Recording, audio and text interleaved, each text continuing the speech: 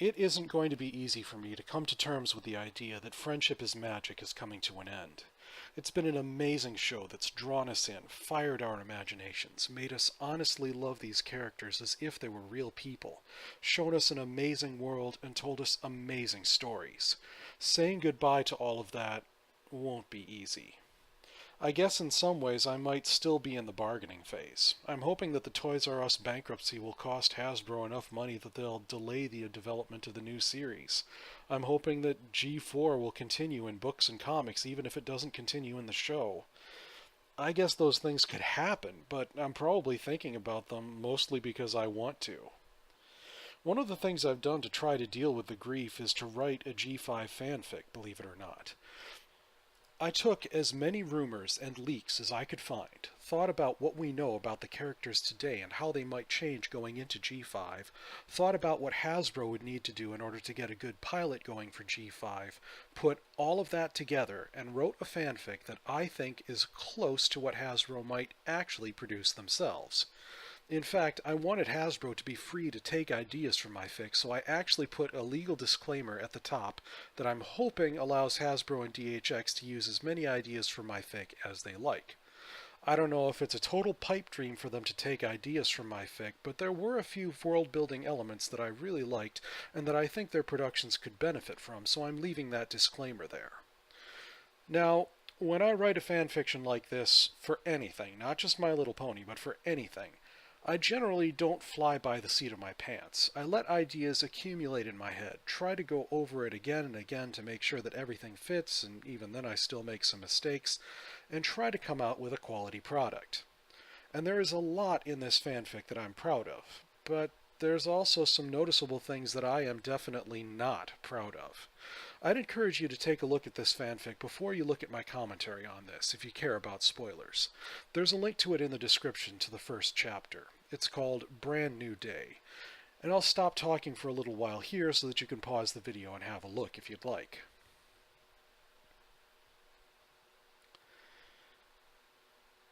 It's also worth saying that there will be spoilers involving the leaks that we heard in this video, so if you don't want to hear those leaks, well, this video is not for you. First, I'm going to go through the things that I'm proud of in Brand New Day. The first one is character development. I gave a lot of time in that fanfic to developing both Applejack and Twilight and to showing their rivalry and how they're not so different from each other. The journals, the way that they fight early on, and the way they reconcile in small stages throughout the fic seem to work really well. I'm especially proud of how, in the third chapter, Twilight's and Applejack's last evening and morning before going on their adventure shows how each is a mirror image of the other. They're very close to their brothers, struggling with their families with this poverty that's gripping the whole town, and each of them is making about the same assumptions about the other one. I got the idea to give them this rivalry when I heard a rumor that Applejack would be a reformed villain in Generation 5. I built on the idea that Twilight was an explorer, which I'll talk about later, and I thought of how Twilight and Applejack could have a rivalry based on whether science or hard work is a better strategy for making a better future for yourself and your family. Actually, this rivalry reminds me a lot of the political division that we have in America these days. Liberals hate and fear conservatives, while conservatives also hate and fear liberals. I didn't go into Brand New Day with the idea in mind that it could be an allegory for liberalism and conservatism, and neither Twilight nor Applejack perfectly lines up with either of those ideologies. If this fanfic taught both sides that they're not so different, that their prejudices and assumptions about the other can get in the way of collaboration and understanding, then that would be great, but I doubt it. Anyhow, I think the rivalry and the way their adventure changes them is well done and believable, so their character development is one of the things I'm proudest of in Brand New Day. Number 2 is conflict. The starting point that I had with Brand New Day was Twilight is an Earth Pony. How will that even work? I got the idea to make her an explorer, but then I asked myself, why does she explore? What is her motivation for that? I came up with the idea that her family's in debt and she's trying to find treasure to pay that debt off.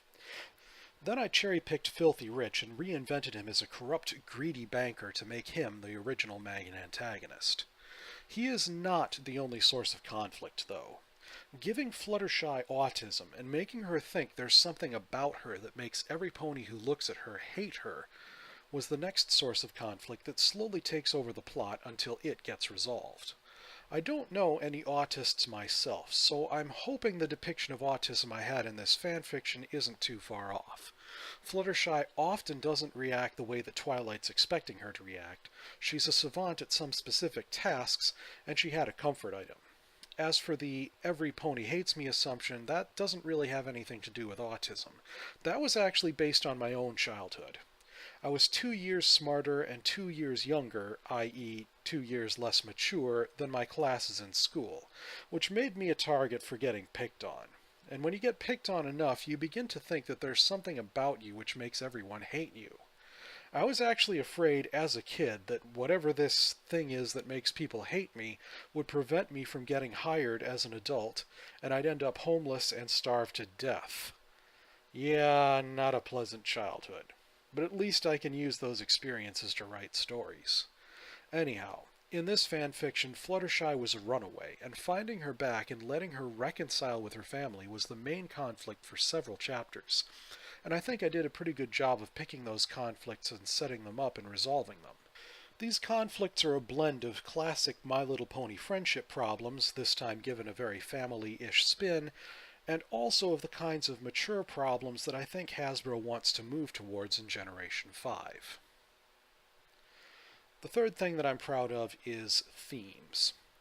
When I thought about the kinds of themes that they would be aiming for in Generation 5, I thought about family as one of them. Friendship is a form of love, and yeah, it's a very important one.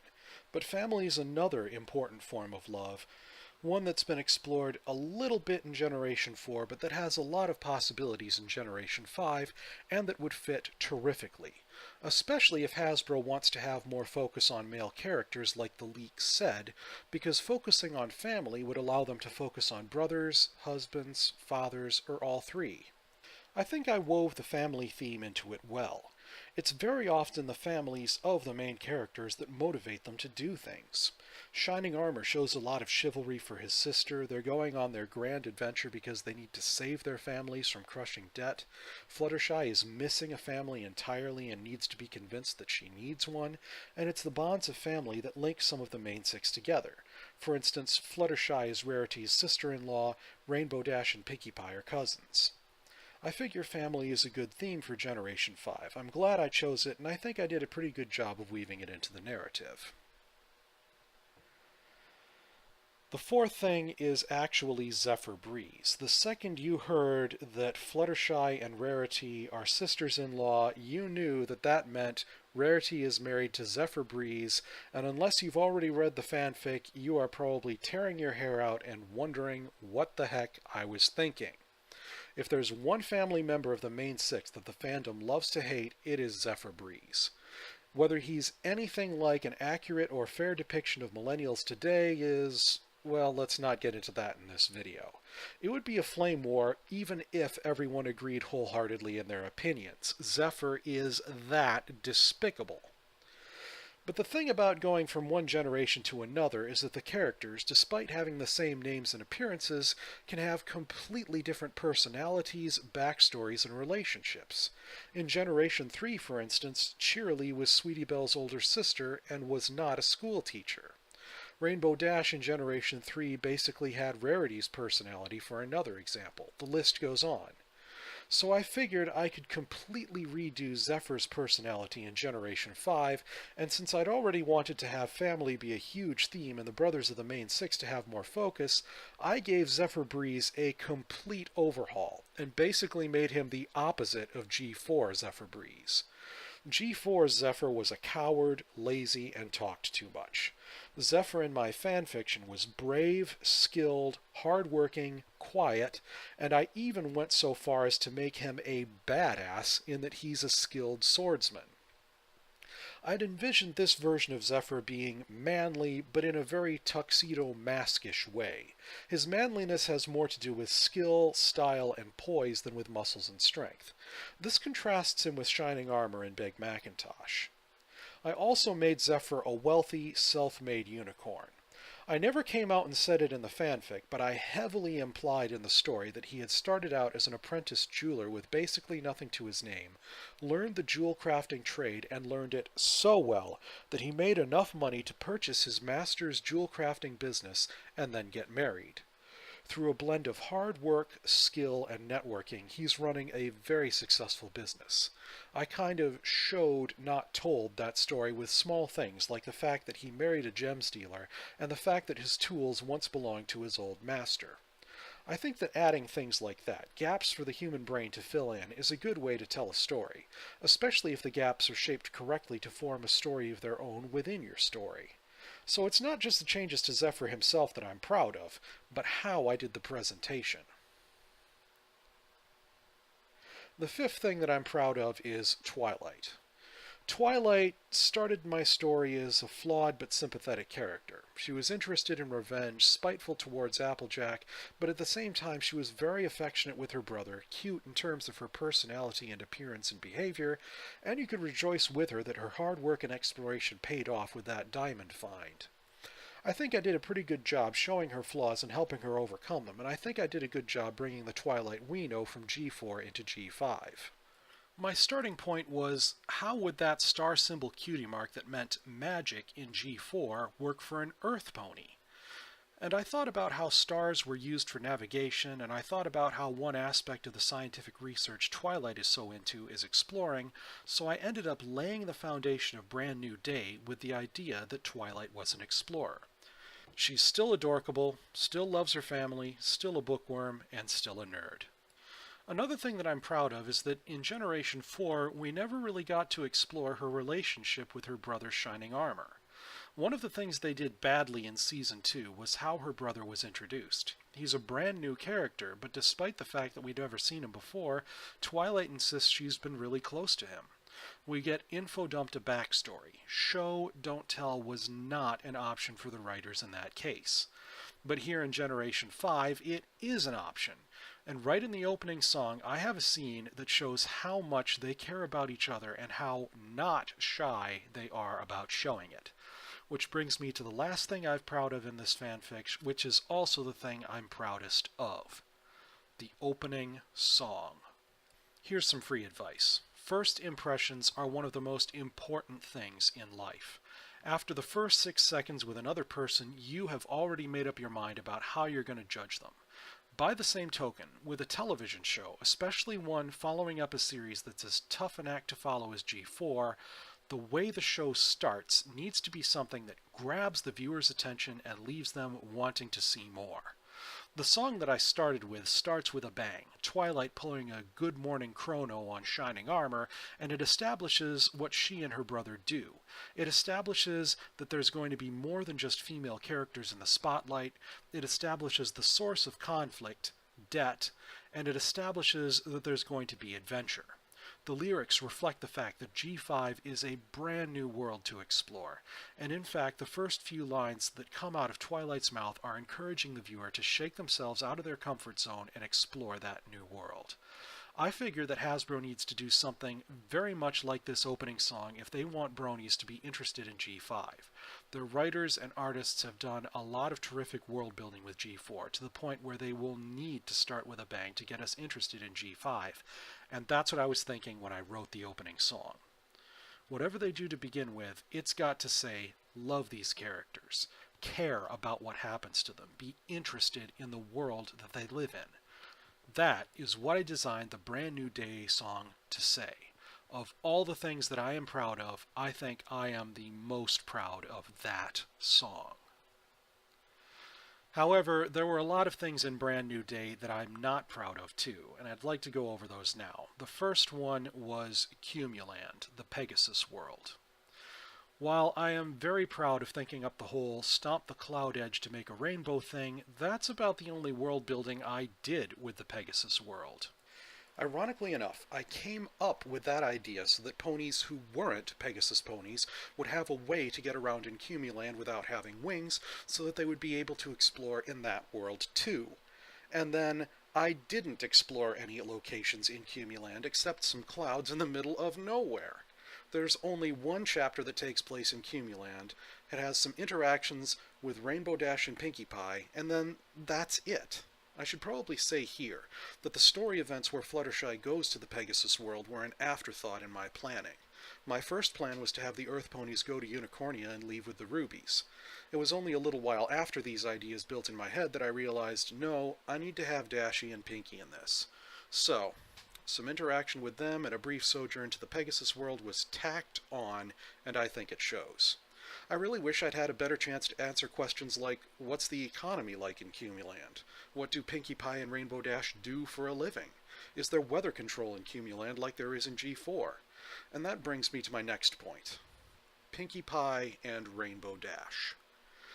I think I have reasonably good coverage when it comes to getting to know Rarity, Fluttershy, Zephyr Breeze, Shining Armor, Applejack, Twilight Sparkle, and even Big Macintosh. But Pinkie Pie and Rainbow Dash? There is one chapter with them, and they don't do much except help Fluttershy. That help is crucial, and it saves her life and her heart, but it's still nowhere near enough coverage for characterization. And more questions come up. Pinkie Pie's family in Generation 4 were all about rocks, which wouldn't be nearly as fitting for a Pegasus as it would be for an Earth Pony. So how has the transition from G4 to G5 changed her family? Unfortunately, Chapter 9 was too compacted to answer that. And that brings me to my next point about Pinkie Pie specifically. What little characterization I do have for Pinkie is that she can play the role of a team mom, kind of like how Applejack does today in Generation 4.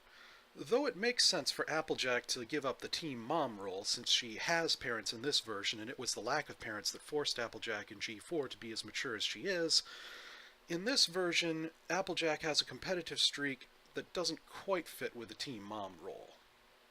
But to be honest, I liked the childish, hyper, Cloud Cuckoo-lander Pinkie Pie that we have in Generation 4, and I started this fanfic with the idea in mind of not changing her.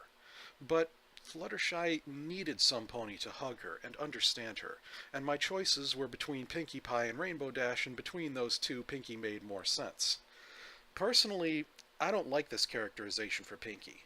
Making her a bit more sensitive and understanding is okay, but a team mom? I think that took it too far. That's what Brand New Day, as I wrote it, needed, but I just don't like it. The fourth one, and probably it's on your mind if you're a Spike fan, is the fact that Spike wasn't even in this fanfiction. Spike is actually a terrific foil for Twilight. He's a kid and she's mature, she's got OCD and he's laid back, he's got a child's innocence and she's sometimes cynical. They both experienced Ponyville in most of their adventures at the same time, allowing their reactions to contrast with each other. At the time I wrote Brand New Day, I hadn't thought of a way to include Spike. Probably that's because he's not as visible in some of the latest episodes that I've actually seen. At least partly that's the reason. I didn't really intend for Shining Armor to be a foil for Twilight, and I don't think he is. He's simply her older brother, protecting her, believing in her, working with her, loving her. He's not a snarker, and in fact, I forgot to give Shining Armor enough flaws other than maybe a little awkwardness and the fact that he doesn't know how to handle Applejack's and Twilight's rivalry. I think Spike's a character that's got a lot of fans and a lot of potential, and I wouldn't want him left out of Generation 5.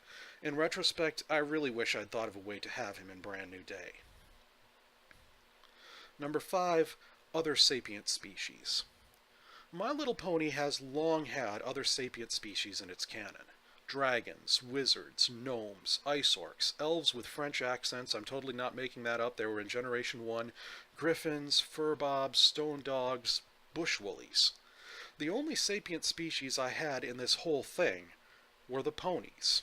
To me, that's not enough world building. I like the variety that Generation 4 gave us. I love the world building opportunities in both the movie and Season 8, and I am so hoping for world building in Generation 5. Having other sapient species is a big part of that, and I missed out on it. Number 6 is the Earth Pony world. One of the leaks states that one of the writer's biggest challenges is getting the Earth Pony world to be interesting. I tried to face that challenge by making the Earth Ponies village right next to a literally magic mountain full of gemstones. But after a discussion with Rarity, that magic mountain turns out not to be as special as we had thought. While there are enough story elements for this story to keep the viewer interested while the characters are in the Earth Pony world, that's not the same as having a world that's interesting in and of itself. I've thought of some other ideas to make the Earth Pony world interesting since writing this fic, which means Brand New Day didn't include those ideas. Also, at first I thought I was creating a good callback to Generation 1 by using the name Ponyland for the Earth Pony world, but I've since realized that Ponyland is actually not a very good name at all for the Earth Pony world because it would be a much better name for the fourth world. Which brings me to my last point. What fourth world? The leaks that I've heard involve not just having one world per pony tribe, but a fourth world that the ponies get to explore together. This is one of the few leaks that I didn't take into account in Brand New Day. That fourth world has a lot of possibilities, and I didn't explore those possibilities at all.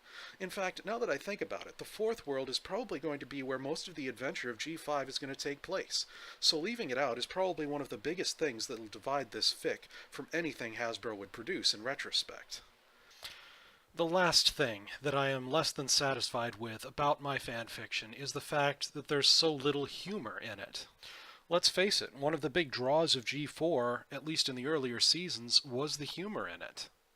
Any real pilot that Hasbro puts out is going to have lots of jokes in it, and Brand New Day doesn't. It's these things that I'm less than satisfied with that are making me plan to write another G5 pilot fic. One with characters we haven't seen since Generation 1, one with Spike, one that makes the Earth Pony world more interesting and adds a great deal of world building. But I worry that I can't hold on to the strengths of my first fanfiction if I do this. But maybe it's okay to have two contrasting pilot fics under my name. Their strengths and weaknesses can be compared, and who knows? If word of this reaches Hasbro, then maybe, just maybe, they can glean ideas and concepts from both of them to make a much better final product. I hope that this video and this fanfiction have helped other bronies deal with the fact that Generation 4 is coming to an end, and I hope I've seeded ideas that will make things better for all of us in the future.